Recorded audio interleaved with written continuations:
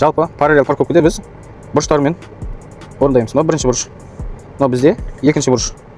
Мынау үшінші бұрыш болады. Біздің көлігіміз жүріп келген кезде бірінші бұрышқа артқы баллонымыз жету керек. Артқы баллон теңескен кезде тоқтаймыз. Оны біз оң жақтағы боковой айнадан бұрышты көреміз. Сол көрінген кезде тоқтасақ, біздің баллонымыз жеткен болады. Бірінші бұрыш біз рульді оңға бұрамыз. Соңына дейін 1,5 бұрып.